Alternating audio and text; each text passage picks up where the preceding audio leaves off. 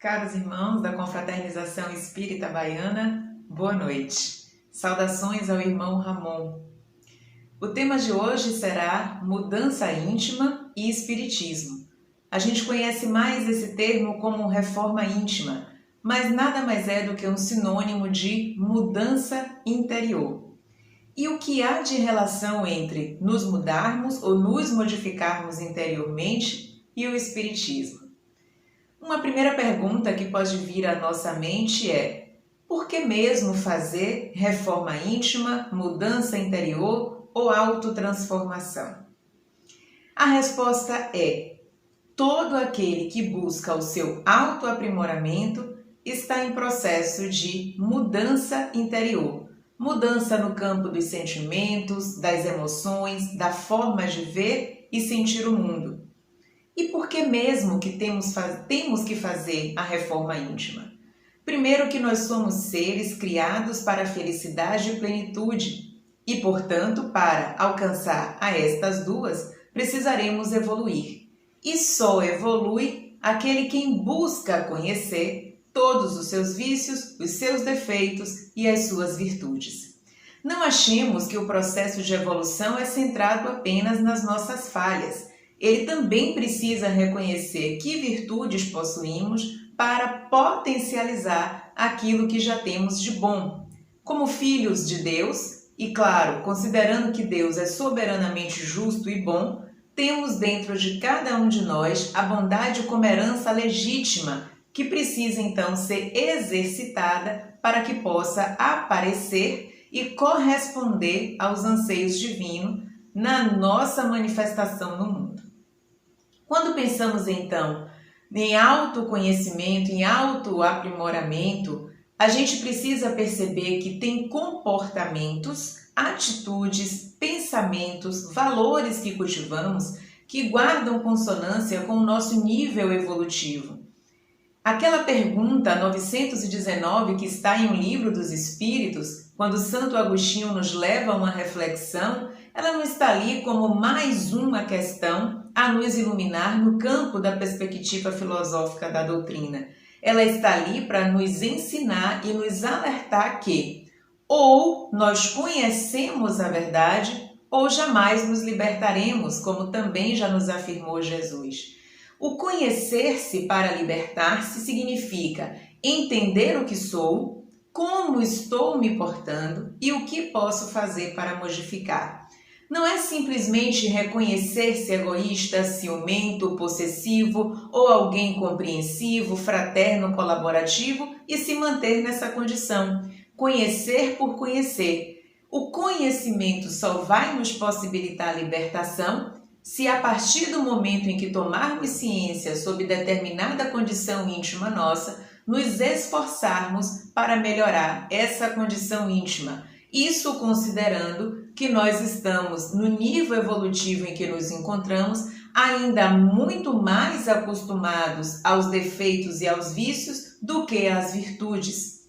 E como a gente pode de fato resumir ou simplificar a mudança íntima ou reforma íntima? Reforma íntima nada mais é do que a substituição de vícios e defeitos por virtudes. E essa ideia que Jesus nos trouxe de que sois deuses, podeis fazer o que fiz e muito mais, é que nos habilita e nos proporciona a capacidade de colocarmos a nossa vontade à disposição de uma lei que é divina e natural, que nos coloca como aqueles que são capazes de atuarem no mundo e de se comportarem nele muito mais próximos do bem do que do mal. Vamos lembrar aqui que mal, como nos ensinou Kardec, nada mais é do que a ignorância em relação ao bem. Então, quanto mais ignoramos as leis divinas ou nos distanciamos de Deus, mais desorganizados nos tornaremos intimamente e mais distantes do bem, que o bem supremo é a própria divindade, todos nós estaremos. Então, quanto mais esforço, quanto mais vontade eu coloco na necessária mudança íntima, mais eu irei me aproximar da divindade. A minha psicosfera irá modificar-se e, obviamente, que eu conseguirei angariar para mim companhias muito mais saudáveis e que irão influenciar no meu crescimento espiritual. Um ponto que a gente deve lembrar, e o Evangelho é um rico manancial que nos coloca afirmativas trazidas pelo Mestre das nossas possibilidades de reforma íntima. Quando ele então faz, para além da afirmação sois deuses, mas a perspectiva de que o próprio Evangelho traz isso para a gente, tudo posso naquele que me fortalece, essa ideia de que, sendo filho da divindade e este Pai misericordioso que lhe fomenta pela amorosidade que emana as possibilidades de crescimento, nada para mim será impossível no campo da perspectiva evolutiva espiritual. Kardec, ele é muito taxativo e direto quando nos diz que, se não evoluímos, é porque faltou esforço, e muitas vezes um esforço muito pequeno. Pode parecer que essa frase é talvez injusta, ou muito forte, ou que não se aplique à minha realidade, porque sim, eu desejo mudar, eu quero fazer com que as coisas melhorem na minha existência.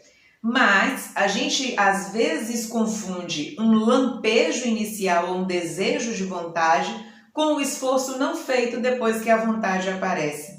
Então eu posso em algum momento dizer, tenho vontade de me dedicar mais à casa espírita ou mais às leituras edificantes, a fazer mais pela minha família, do ponto de vista moral e espiritual, me dedicar a uma determinada causa social, mas muitas vezes essa vontade aparece e desaparece do mesmo jeito. Ela não é alimentada como deveria. Sentir a vontade precisa ter o acompanhamento do fazer, da execução, senão a vontade acaba morrendo dentro de nós mesmos. E aí vem aquela sensação de frustração, de ser incompetente ou capaz de alcançar, ou incapaz, melhor dizendo, de alcançar um determinado objetivo. Traçamos as metas, mas não buscamos colocá-las em prática.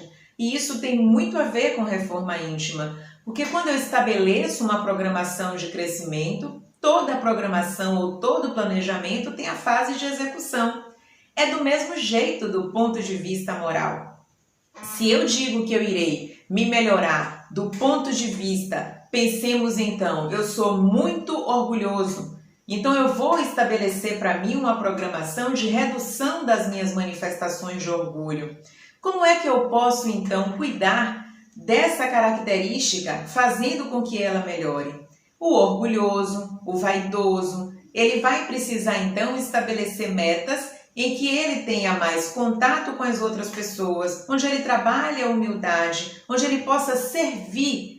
Quando ele se sente útil, quando ele se coloca ao dispor da necessidade do outro, ele vai cada vez mais perdendo essa ideia de que ele é o centro do universo e de que tudo está centrado nele por uma perspectiva egoística, que todos nós, mais ou menos, temos essa característica ainda típica do nível evolutivo em que nos encontramos na experiência humana. Somos todos espíritos imortais e estamos em uma das fases evolutivas que é a humana. Tem outras fases muito mais evoluídas, mas que ainda não conhecemos. No nosso planeta, a humana é a mais elevada. Nessa manifestação humana, como eu lido com os meus sentimentos? Sem esse julgamento de certo, errado, de bom ou de mal.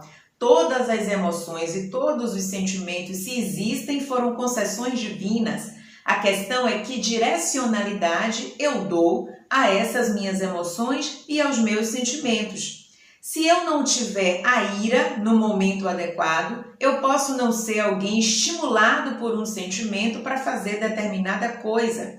Mas se eu uso a ira numa perspectiva de violência, de atacar o outro, de destituir o outro de sua vida física, quando então eu cometo algum homicídio ou qualquer outro ato violento, eu estou encaminhando essa emoção de uma forma equivocada.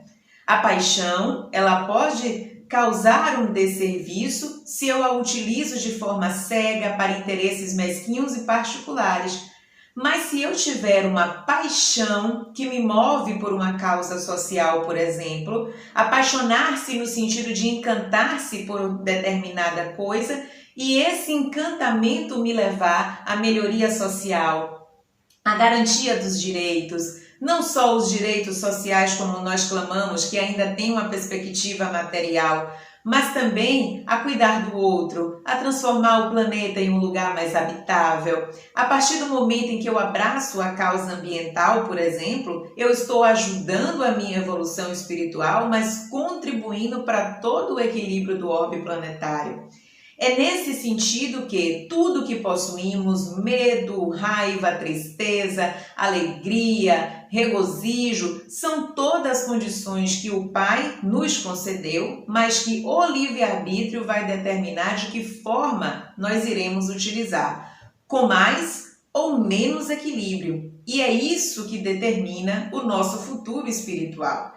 É aí, em correlação com a mudança interior, pelo autoconhecimento, que a doutrina espírita nos traz um grande amparo do ponto de vista científico, filosófico, religioso, com repercussões na arte, para que a gente consiga se perceber no universo como criaturas que são co-criadoras. Quando nos entendemos como espíritos imortais, que podem reencarnar diversas vezes e que o caminho, a fatalidade exclusiva que nos acompanha é a perfeição, nós mudamos a perspectiva de vista do mundo. Então nós entendemos que não estamos aqui à toa, não somos frutos do acaso, que temos uma destinação específica que é a plenitude e passamos a nos comportar a par e passo com essa lei divina ou natural.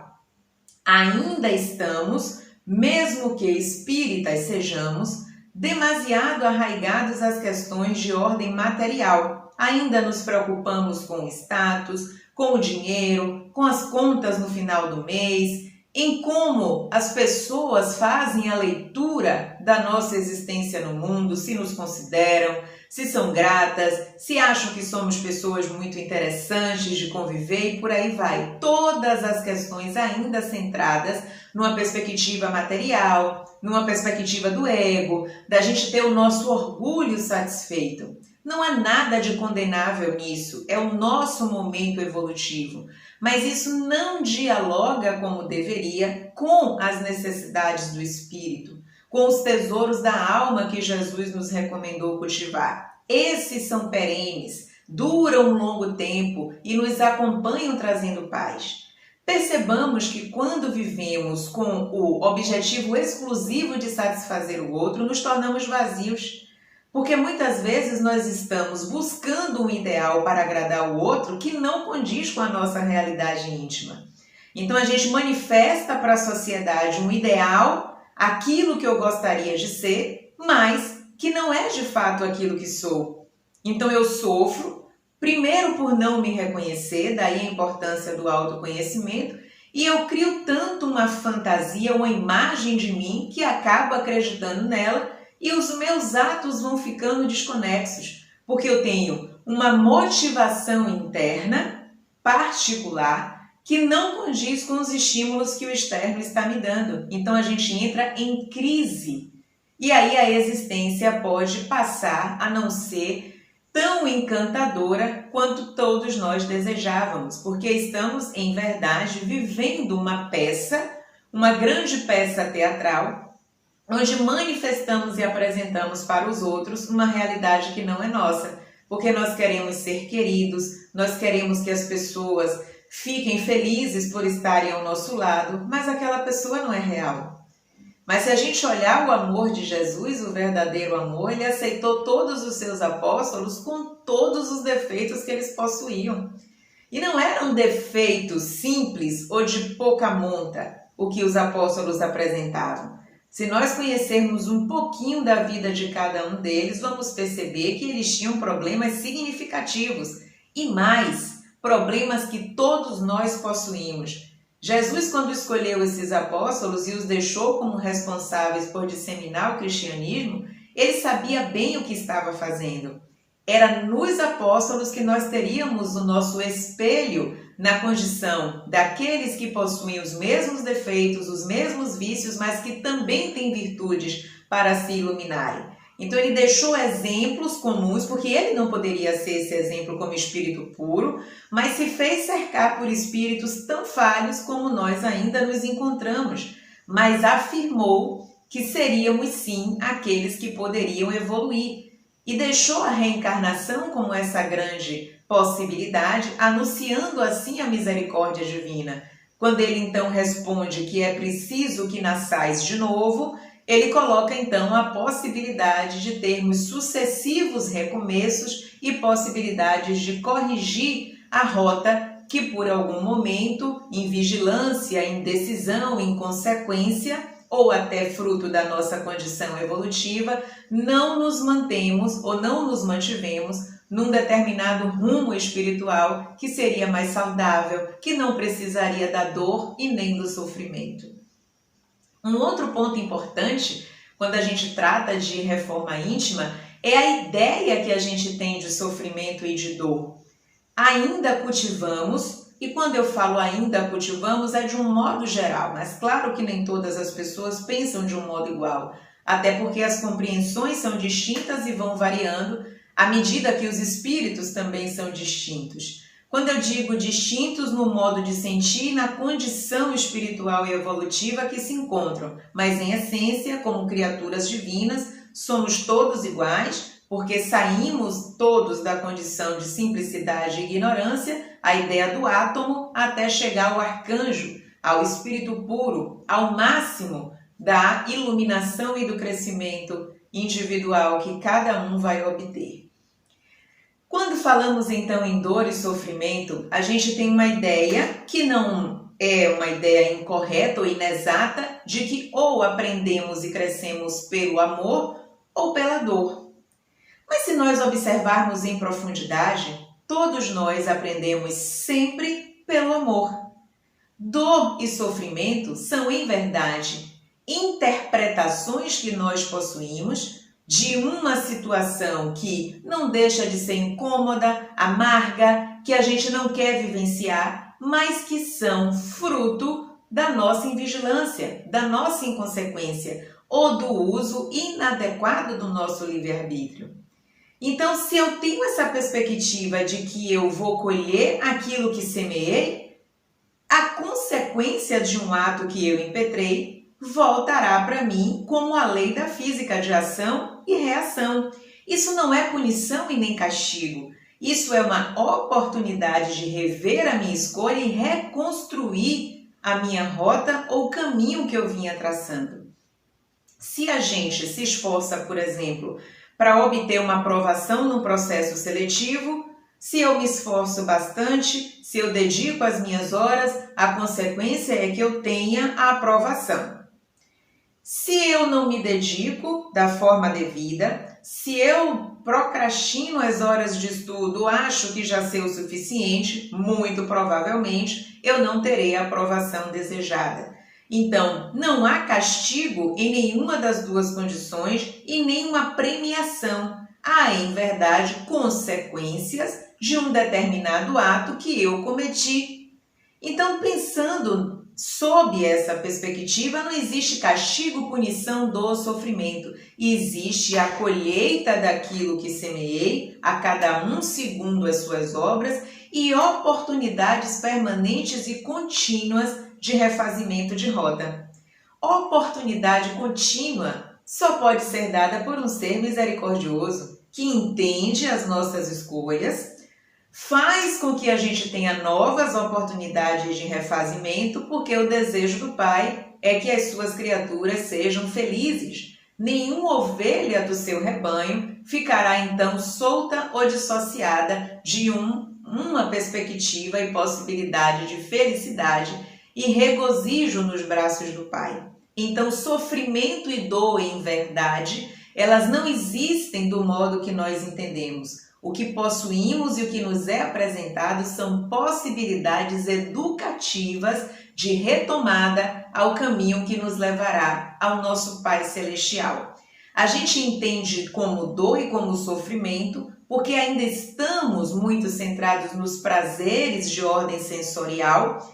E quando percebemos que essa zona de conforto está sendo mexida, modificada e que há uma certa imposição evolutiva da vida para que eu abandone esses prazeres que são fugazes, que não nos preenchem, que podem desenvolver compulsão, repetição desenfreada, porque a gente vai percebendo que aquele prazer ele é momentâneo, ele é muito rápido, como a bebida nos fornece, como a alimentação desordenada, como o sexo desregrado, que são situações que nos conferem prazeres em um curto espaço de tempo e como passa muito rapidamente, eu tendo a repetir esses atos de forma compulsiva, excessiva, e isso vai cada vez mais desencadeando uma espécie de sofrimento e aumento desse vazio, porque esses prazeres não mais me preenchem, ou quando me causam algum tipo de sensação de prazer é muito curta, e a frustração tende a aumentar porque eu não consigo alimentar este mundo interior ou mundo íntimo que necessita da modificação, que vai fazer com que eu experimente sensações muito mais agradáveis quando, por exemplo, eu faço bem ao outro, quando eu cultivo o hábito da oração, das boas leituras, da conversa edificante, da meditação, do trabalho no bem. Essas sensações que esses tipos de posturas e atitudes me facultam são aquelas que geram sensações muito maiores e mais permanentes de prazer, de paz, de saciedade do ponto de vista espiritual. Por isso a recomendação de fazermos evangelho no lar toda semana, de cultivarmos boas leituras, assistirmos palestras, participarmos de conversas em que o central não seja a vida do outro, o julgamento da postura alheia, lembrando sempre que quem investe na sua mudança íntima, quem busca conhecer os seus defeitos, virtudes e vícios, vai ser sempre aquele que vai reconhecer em si fragilidades e potencialidades e que, ao olhar para o seu irmão de caminhada evolutiva, vai perceber nele também as mesmas fragilidades e fortalezas, em maior ou menor gradação. E nesse ponto, ele deixará de julgar o outro, porque ele vai perceber que está tanto quanto numa condição evolutiva muito semelhante, com alguns pontos em que ele se encontra melhor e em outros em que ele se encontra mais fragilizado do que aquele irmão. Então, o julgamento cai por terra quando nós observamos que o ambiente ao qual todos nós retornamos pela nova oportunidade de encarnação é muito similar àquilo que nós temos no nosso mundo íntimo. Se o que nos rege é sintonia e afinidade, eu serei atraído para um plano ou um planeta compatível com aquilo que eu cultivei ao longo da minha existência como espírito. Logo, se estou no mesmo planeta que o meu próximo, significa que nós temos algum tipo de aproximação moral, intelectual, energética, espiritual, emocional, sentimental, todas as possibilidades que vocês possam imaginar. Então, julgamento não nos cabe no nível evolutivo em que nos encontramos, porque o outro ou o próximo é o meu semelhante. Estamos aqui reunidos porque comungamos em maior ou menor amplitude das mesmas situações que nos aprisionam há um longo tempo da nossa caminhada. Mas, se nós falamos em prisão, também podemos falar na possibilidade de nos tornarmos seres libertos. E um ser liberto vai ser um ser que investe em autoaprimoramento. Como é que a gente pode se autoconhecer? Joana de Ângeles diz que, se nós fizermos um estudo, ao escutarmos o nosso íntimo, nossas emoções e sentimentos, a gente vai ter uma ideia muito legítima do que é que fomos em vidas anteriores, a partir do que agora trazemos como vibração, manifestações sentimentais, como nos relacionamos com o outro. A nossa relação se estabelece pela posse, pelo ciúme ou pelo deixar o outro livre? que ele cuide dos gostos que ele escolheu ao longo da sua caminhada de forma tranquila, eu não determino ou interfiro na caminhada do outro, eu respeito as escolhas do outro. Isso não tem nada a ver com deixar de aconselhar, se for uma relação de pai e mãe com filho, de orientar, de educar, mas de não impor algo além do que a possibilidade evolutiva do outro apresenta. Isso é respeitar a condição do outro. Deus nada nos impõe. Ele apresenta as suas leis e se nos tornamos incompatíveis com elas, ele então nos coloca em condição de rever esse caminho. A nossa relação com o outro também deveria obedecer a esse tipo de critério. Primeiro, respeitar o nível evolutivo do outro, tentar contribuir com aquilo que é possível, mas não ser aquele que é o carrasco, aquele que impõe e que muitas vezes determina um padrão comportamental a partir do que ele tem em si, que também precisa de determinados ajustes. Sejamos solidários, sejamos fraternos e colaborativos, mas sem a ideia de que, ao pensar que está educando e contribuindo, impor o seu ponto de vista ou a sua forma de ver o mundo que você julga como a mais evoluída e a mais correta.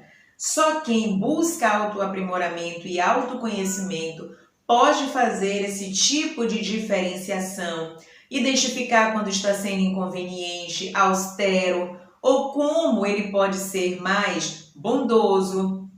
Não é a ideia de ser condescendente, mas ser compreensivo e ajudar na caminhada evolutiva do outro. Então, o autoconhecimento é algo que se faz necessário. Eu preciso reconhecer quais são as minhas mazelas morais e o que eu tenho de potencialidade evolutiva. Pode ser por terapia, pode ser por um grupo de estudo na casa espírita, pode ser por participar de grupos de autoconhecimento que a doutrina já nos oferece, pelas leituras, muitos são os caminhos.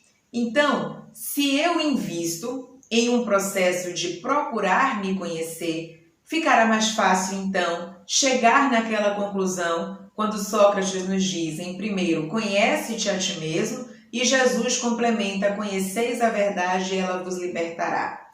Conheceis a verdade é muito amplo. Eu posso conhecer todo e qualquer tipo. Quando se fala verdade, são situações que a divindade nos coloca e como Deus não muda, ele é imutável, essa verdade se mantém para todo sempre. Ela é uma verdade absoluta.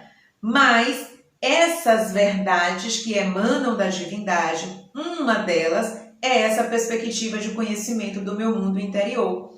Então, eu posso, inclusive, tem um autor muito interessante que é o Ney Prieto. Vocês podem ler o livro dele, que é o Manual do Espírito, Manual Prático do Espírita, onde ele ensina como, inclusive, nós podemos estabelecer essa reforma interior. Não é aquela ideia de que eu sou assim, me reconheço desse modo e agora vou tentar mudar. Não, ele estabelece quadrinhos em que você vai listando os seus defeitos e você vai vendo ao longo do tempo, através de ações que você determina para si, como você está evoluindo com o passar do tempo. A gente às vezes acha que fazer reforma íntima não requer planejamento, que não tem meta, que não tem atividade, tem tudo isso, inclusive escrito em papel, onde eu vou ali, somando, marcando as minhas vitórias, quantas falhas eu cometi, como posso corrigir. Ele vai nos ajudando nessa ideia de crescimento espiritual. Senão fica muito solto, fica parecendo que é algo mágico, que basta eu querer fazer reforma íntima e que ela então vai acontecer de uma forma até mágica. E não é assim. Ela vai ser alimentada pelo esforço. Lembremos ainda do início da nossa conversa, quando a gente disse que vontade precisa ser alimentada. Esse autor que eu falei para vocês é muito interessante quando ele diz: algumas pessoas querem se modificar, mas não têm a devida vontade ou persistência para mudar. E aí ele recomenda, mesmo que você não sinta essa vontade, mesmo que você não goste do que precisa fazer, faça. Nem que seja um pouquinho. Se você tem um trabalho voluntário que dura 30 minutos, comece fazendo 5. Aumente para 10 dentro do seu limite sem se violentar. você vai percebendo que vai haver uma modificação energética, você vai passar por um processo de alinhamento com aquele tipo de energia que você não está acostumado e com o tempo você vai se adaptando. Observemos o nosso corpo físico, como ele se comporta. Se a gente vai numa consulta médica ou com um nutricionista, ele vai recomendar a reeducação alimentar. A gente vai ficar no início com aquele incômodo, lembrando do prazer que determinado alimento me proporciona. Eu tenho ainda um organismo que gosta e cultivou o hábito de ser alimentado por gordura saturada, o prazer daquele sabor, e isso no início vai me causando essa sensação de falta. Eu quero voltar àquele hábito, eu tenho uma luta muito grande para não ceder a determinadas tentações. Mas com o passar do tempo e pelo esforço em resistir a essas tentações, o corpo vai se adaptando a essa nova alimentação. Vai chegar um tempo em que você não mais sentirá falta de determinados alimentos ou os consumirá em menor proporção. Um determinado dia, o corpo já então acostumado a esse tipo de alimento, se você come algo que não está compatível com aquela sua dieta, o corpo reclama. Ele se sente mal, pesado, você sente dor de estômago, entre outros mal-estares que a gente possa vir a detectar no corpo quando passamos a consumir algo já diferente daquilo. Então a gente volta para aquele processo de alimentação saudável. É o mesmo que acontece no campo espiritual. Se eu vou substituindo essas viciações ou esses defeitos, as virtudes aparecerão e se tornarão mais fortes e mais abrangentes. Então, o arrastamento para aqueles hábitos anteriores acontecerá de um modo muito mais difícil se eu me mantiver invigilante ou simplesmente deixarão de acontecer. Porque eu estarei alerta pelo autoconhecimento. Quando eu disser, eu já percebi que eu tenho uma postura maledicente. Então, se eu costumo, às vezes sem nem sentir, mas agora eu vou perceber porque eu estou atento, falar mal das pessoas, eu vou observar quais são as situações que me permitem cair nesse tipo de armadilha. Quando eu observar que as pessoas que cultivam esse tipo de comportamento estão se aproximando, e elas não se aproximam à toa, é porque sabem que daremos guarida a este mau hábito. Quando eu perceber, eu posso usar algum argumento. Puxa vida, no momento eu vou precisar desenvolver determinada tarefa. Se você não puder escapar, silencie, não comente. Diga que está disperso, que está distraído, encontre possibilidades de não participar. E você vai percebendo que com o tempo as pessoas vão deixar de se aproximar, porque ela vai achar estranha a sua postura, que não está mais a par e passo com a delas, e você vai ganhando uma espécie de estímulo do ponto de vista espiritual para não mais cultivar esses hábitos. Vai chegar um momento que você não vai mais repeti-los, ou se acontecer, vai ser em muito menor proporção. E é melhor fazer menos do que continuar no mais ou se manter estático em uma postura que não vai contribuir para o seu crescimento espiritual. Mudar intimamente, essa mudança íntima que estamos conversando aqui sobre ela, não precisa ser penosa, não precisa ser dolorosa, precisa que a gente olhe qual é o objetivo de não mais repetir esses atos. Se é para que eu saia de uma condição de aprisionamento, de infelicidade, de incômodo e chegar em uma mais plena, mais feliz, onde eu amplio o meu contato com a espiritualidade superior, onde eu me sinta nutrido e alimentado pelo amor divino, é muito melhor. A gente tem dentro da doutrina espírita uma vasta literatura que fala sobre a influência que sofremos dos espíritos, mas não achemos que esse movimento de influenciação ele é unilateral. Os espíritos só nos influenciam porque eles percebem em nós a possibilidade da influenciação. Nós não somos vítimas, nós somos dínamos energéticos que vibramos e emitimos tudo aquilo que temos internamente. Somos atratores 24 horas por dia, o tempo inteiro. Estejamos acordados, como estamos agora nos mantendo, ou no momento da emancipação da alma, quando dormimos. Estamos sempre em relação com o mundo espiritual. Então a influência vai ser compatível com aquilo que penso, com aquilo que vibro e com aquilo que sinto. A cada um, a perspectiva é dos seus atos, palavras e obras. Então eu digo o tempo inteiro para o universo e para os espíritos o que eu sou. E eles se aproximam a partir disso. Então, se eu quero mudar intimamente, eu também preciso pensar na qualidade das companhias que eu atraio para mim. Lembram-se quando Paulo trouxe para a gente a ideia da nuvem de testemunhas? As testemunhas serão sempre compatíveis com aquilo que eu apresento para o universo. Então, se eu quero testemunhas que vão me ajudar e contribuir para eu permanecer nessa condição evolutiva ainda imperfeita, basta que eu cultive os mesmos vícios e defeitos. Mas se eu quero que as testemunhas que me acompanhem sejam testemunhas de um outro quilate espiritual, que me confiram mais equilíbrio, permanência nos meus objetivos, eu preciso então potencializar as minhas virtudes e inclusive conquistar outras, mesmo que intimamente eu não esteja tão animado para tal. Mas eu preciso começar. Pode ser no bazar, pode ser na livraria, pode ser num orfanato, num asilo, pode ser dentro da minha casa com os meus familiares, dando mais atenção a quem eu deixei de olhar devidamente, ou com mais carinho, com mais apreço, com mais expressão de cuidado, sem esperar nada em troca. O crescimento é seu. A gente não deve fazer as coisas esperando que o outro chegue para a gente e diga muito obrigada. O outro é meu instrumento. Que bom que você existe para que eu possa crescer. Eu não estou buscando a sua aprovação. A aprovação que deve ser buscada é a divina. O próprio Evangelho diz: aqueles que se encontram e se debatem com a ingratidão no mundo terão uma recompensa mais meritória e compatível com o tamanho da ingratidão recebida. A gente não para pensar nessas observações que o Evangelho nos traz.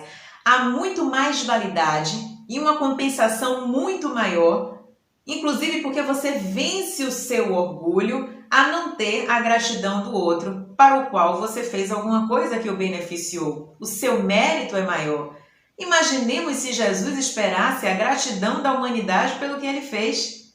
Ainda na cruz, ele pede perdão ao outro. Nesse momento, Jesus reconhece nível evolutivo. Perdoa, Pai. Ele não sabe o que faz.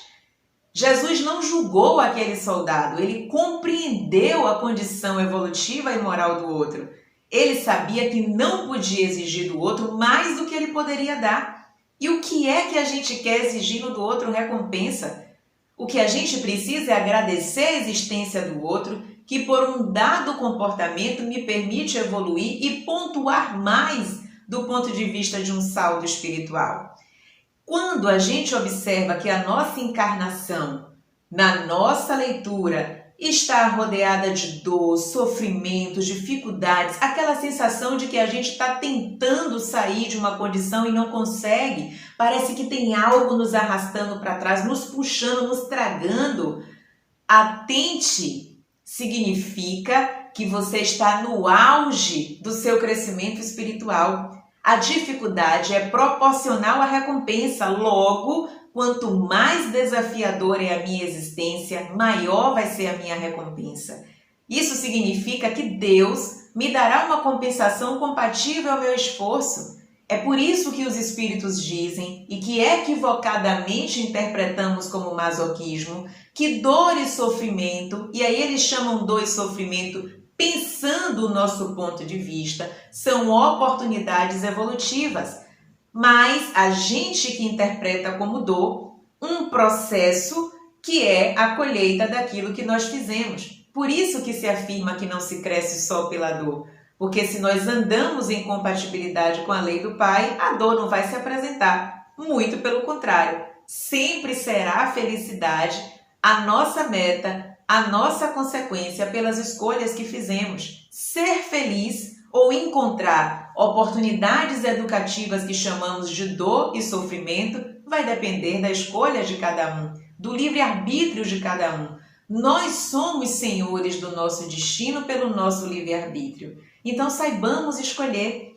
mas escolhe melhor aquele que busca a mudança íntima, aquele que se conhece e se reconhece no processo evolutivo.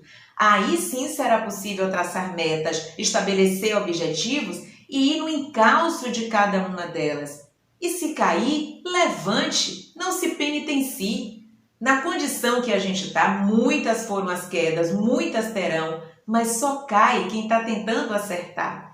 O problema não é cair, o problema é achar que na queda nós estamos bem o tempo inteiro e nos acomodarmos moralmente nessa condição. Caiu, reconheça. O que Deus dentro de mim precisa mudar para que eu saia dessa condição? Espíritos amigos me ajudem. Estude, leia, perceba o que é que essa doutrina bendita nos traz. Lembremos de Kardec, espíritas, amai-vos e instruí-vos. Busque a amorosidade que há dentro de você, mas também recorra à instrução, recorra à literatura, porque ela vai lhe fundamentar para a mudança. E lembre-se sempre, leitura, oração, trabalho no bem, lembrar que fora da caridade não há salvação e nos induzir à prática do bem proceder vai ser sempre a nossa possibilidade de crescimento. Não tem nada de difícil nisso, nada de complexo ou impossível. Agora a gente tem que começar. Pode começar aos poucos, não tenha vergonha. Faça algo que você se identifique dentro ou fora da casa espírita. Faça para o bem. Comece aos pouquinhos, pequenininho, com um tempo curto e vá se ambientando, vá sentindo a mudança interior. Peça ajuda aos mentores. Vá sempre ao deserto. Lembremos que antes da grande ou do grande testemunho, Jesus passou um tempo no deserto se preparando. Agora nós temos a grande oportunidade do deserto, que a pandemia nos ofertou, nos colocando dentro de casa. Mas não é só dentro da casa física, é dentro deste santuário. Vá para dentro, mergulhe, aproveite esse tempo para perceber o que é que precisa ser modificado ou fortalecido dentro de você. Porque quando tudo isso passar, nós precisaremos ser aprovados nos testes que o mundo vai nos ofertar. Aproveite esse estágio, aproveite esse momento e busque o bem. E você vai ver que a recompensa será graça, plenitude, felicidade, sensação de ser útil, que eu sou co-criador universal. Deus é o grande criador, mas eu sou co-criador. Porque quando eu penso, vamos lembrar do que está lá na doutrina espírita, quando Kardec nos ilumina dizendo que o pensamento para o espírito é o mesmo que a mão para o homem encarnado. Então é pelo seu pensamento que você molda o que vai acontecer na sua vida e o que vai repercutir no planeta. Já imaginou no dia, nessa passagem para a regeneração, em que ao invés do nosso pensamento estar emitindo injúria, inveja, ciúme, orgulho, vaidade, a gente estiver emitindo amorosidade, desejo de crescimento? Hoje eu vou então perseverar no bem, eu não vou ceder à tentação de falar mal do outro, eu vou sempre, dentro das minhas possibilidades, me manter em oração. Pense como a psicosfera desse planeta vai mudar. Mas a gente vai esperar que todo mundo faça? Comecemos por nós, porque a gente também pode contaminar positivamente. Reforma íntima, mudança interior é a atividade de cada um. Não se preocupe com a trajetória do outro, cuide da sua e cada um a seu tempo. Quando sentir-se mobilizado, vai também crescer. Mas a nossa tarefa é buscar afinidade com os espíritos que desejam o nosso crescimento espiritual. É com eles que eu tenho que me preocupar. São as testemunhas que eu vou buscar no mundo espiritual. Lembremos sempre, meus irmãos, a nossa rede espiritual não é construída quando saímos do corpo de carne. Ela já está sendo tecida desde já por aquilo que vibro, que nutro dentro de mim, que busco alcançar. Essa é a mensagem sobre mudança íntima e espiritismo e que todos nós possamos sair daqui fortalecidos, buscando sempre vencer os obstáculos que aparecem e que são necessários, se não ficaríamos conformados na condição que temos. E lembremos que não há dor e nem sofrimento, há estímulos divinos para o nosso crescimento espiritual, porque o que Deus quer é nossa felicidade e plenitude. Jesus nos espera, Ele está no nosso leme, é o governador desse planeta e sabe que tudo que é feito e que acontece aqui é para o nosso bem. Contribuamos então com a obra do Mestre e o que eu desejo é muita paz e felicidade para todos nós. Boa noite.